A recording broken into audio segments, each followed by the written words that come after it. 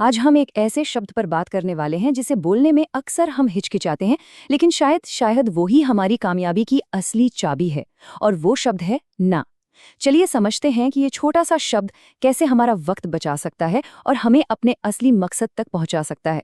हम सबको बचपन से यही सिखाया जाता है, राइट, कि कामयाब होना है तो हर मौके पर हाँ बोलो। लेकिन क्या ये हमेशा काम करता है? जरा सोचिए, क्या हो अगर असली पावर और सक्सेस हाँ में नहीं बल्कि सोच समझकर ना कहने में छिपी हो। चलिए इस आइडिया को थोड़ा और गहराई से समझते हैं। तो चलिए बात करते हैं इस हाँ के जाल की। ये जाल बनता है दूसरों को खुश रखने की हमारी आदत से, लेकिन इसकी एक बहुत भारी कीमत चुकानी पड़ती है, जिसके बारे में हम अक्सर सोचते भी नहीं हैं। जब हम हर किसी को हर काम को हाँ कहते जाते हैं तो होता क्या है? हमारा फोकस, हमारा ध्यान बट जाता है। हम अपने सपनों पर काम करने के बजाय दूसरों के एजेंडा को पूरा करने में अपनी सारी की सारी एनर्जी झोंक देते हैं। और नतीजा, हमारी अपनी ग्रोथ वहीं की वहीं रुक जाती है और हम बस थक कर रह जाते हैं। तो फिर इस जाल से निकलने का रास्ता क्या है? रास्ता है ना शब्द को एक बिल्कुल नए नजरिए से देखने का। इसे एक नेगेटिव शब्द की तरह नहीं, बल्कि एक मजबूत ढाल की तरह देखने का। एक ऐसी ढाल जो हमारी सबसे कीमती चीजों, हमारे वक्त और हमारी एनर्जी की हिफाजत करती है। देखिए, ना को लेकर ना दो तरह की सोच होती है। एक आम सोच है कि ना कहने का मतलब है किसी को नाराज करना या सेल्फिश बनना। लेकिन एक कहीं ज्यादा पावरफुल सोच ये है कि ना कहना असल में अपने फोकस और अपने वक्त को बचाने का तरीका है। और मजे की बात यह है कि लंबे समय में लोग इसके लिए आपका और भी ज्यादा सम्मान करते हैं।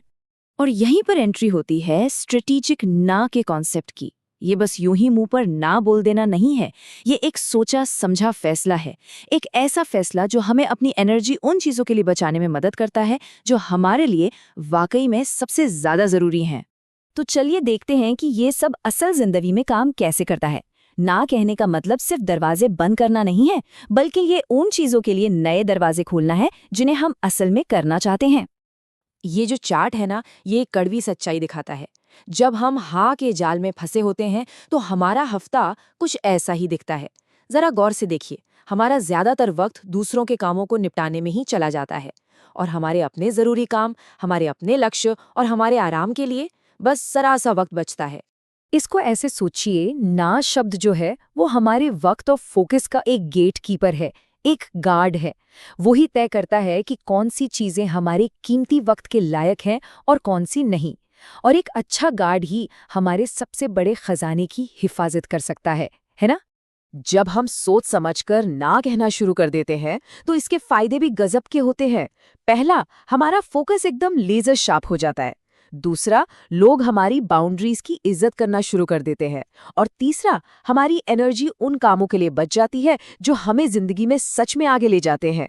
लेकिन हाँ, एक बात याद रखनी होगी, ना कहना कोई एक दिन का काम नहीं है।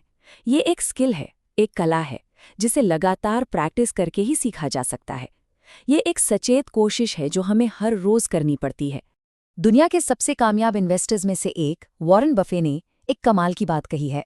वो कहते हैं, कामयाब लोगों और बहुत ज्यादा कामयाब लोगों में फर्क बस इतना है कि बहुत ज्यादा कामयाब लोग लगभग हर चीज को ना कहते हैं। ये हमें क्या सिखाता है?